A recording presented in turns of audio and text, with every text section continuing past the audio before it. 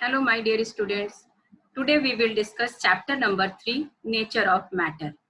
In this chapter, in previous video, we have already studied about different states of matter and that are solid, liquid and gas.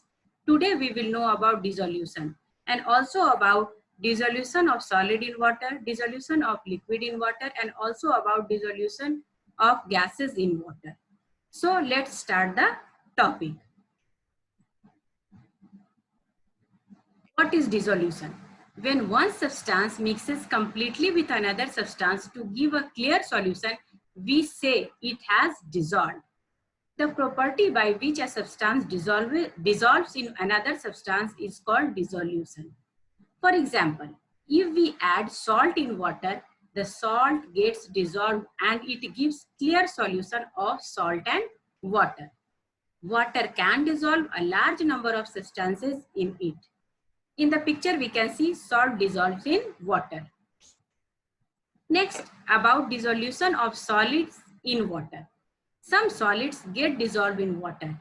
For example, salt, sugar, potassium permanganate, etc. These are called soluble substances.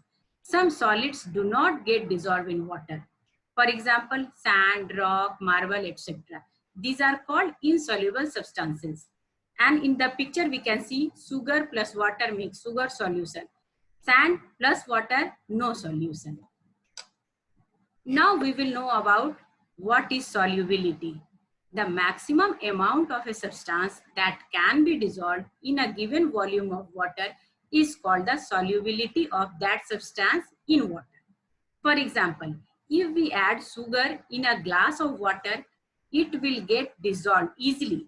But if we keep on adding sugar in water, we will observe that sugar is no more dissolving in the given volume of water. This means maximum amount of sugar has been dissolved in a given volume of water. Such a solution which cannot dissolve more amount of a given substance at a given temperature is called a saturated solution. And in the picture, we can see sugar dissolves in water. Next, about effect of temperature on solubility. When a solution is heated, the solubility of the substance increases. For example, if we add sugar in hot water, more amount of sugar will get dissolved in it compared to cold water. Now we will know about dissolution of liquids in water. Some liquids are soluble in water. This means that they dissolve in water. For example, lemon juice, ink, milk, etc. Some other liquids are insoluble in water. That means they do not get dissolved in water. For example, oil, kerosene, etc. In the picture, we can see ink dissolves in water, lemon juice dissolves in water, but oil cannot dissolve in water. Now about dissolution of gases in water. Some gases dissolve in water. For example, soda water is prepared by dissolving carbon dioxide gas in water. When we open soda water bottle, we observe that bubbles of gas coming out of the bottle. After some time, bubbles stop coming out of the bottle.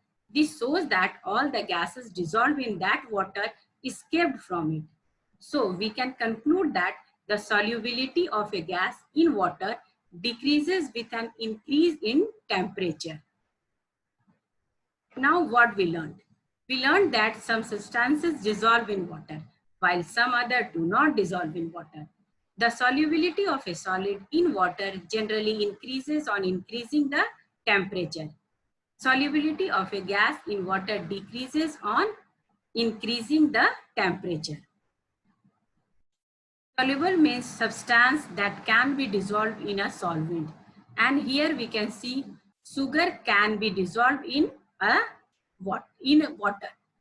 And insoluble. Insoluble means substance that cannot be dissolved in solvent. And the example is oil. Oil cannot get dissolved in water. So students, we have discussed so many points related with different activities. You can enjoy doing these activities. These are very simple activities.